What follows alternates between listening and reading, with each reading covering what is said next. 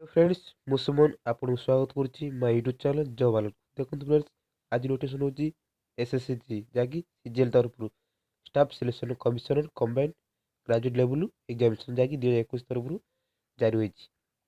आसन देखिए आज एलिजिबिलिटी क्राइटेरिया कौन होची आपनकर।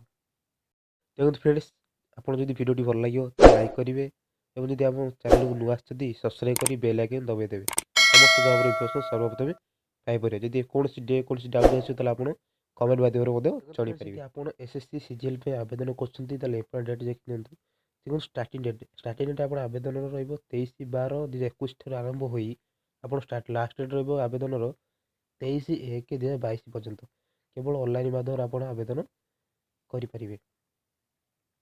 से भाई आपंकर last date online fees last date रहा 23/1/2022 पर्यंत रही। ऑफलाइन चालान आप सबमिट रही लास्ट डेट 24/1/2022 पर्यंत रही। आप टायर 1 एग्जाम डेट रहा April 22 सुधा आप मेंशन रही। अप्लाई फीस रहा जेनराल ओबीसी कैंडिडेट 100 टका ओनली 100 टका आप आवेदन चालान कटे। से भाई एससी एसटी पीएच नील कौन देय देवा पड़ो ना जहाँकि all category of female SC ST PH एवं general OBC candidate female candidate nil female candidate कौन देय देवा पड़ो ना। आप पेमेंट मोड रहा ऑनलाइन ऑफलाइन दे पारे ऑनलाइन चालान दे पारे।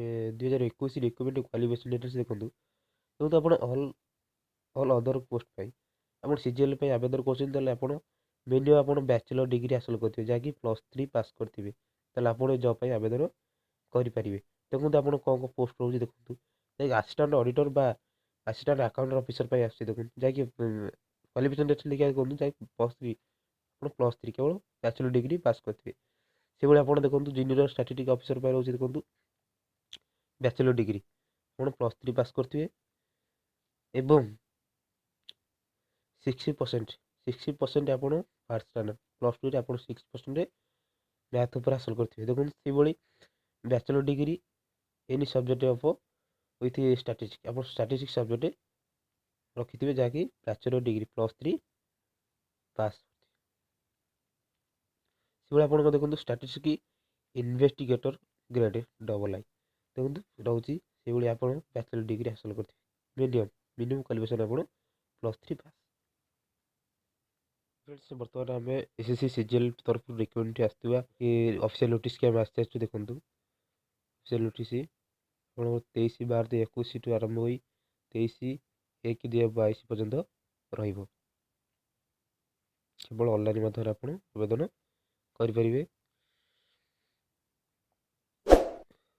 फ्रेंड्स मुझे पुणी थर कही रखुच्छी देखो आप जदि पोस्ट में आवेदन कर मिनिमम +3 पास करेंगे। आपड़ जदि एज देखिए आप एज आप जहाँकि 18 वर्ष रु 32 वर्ष रहा एज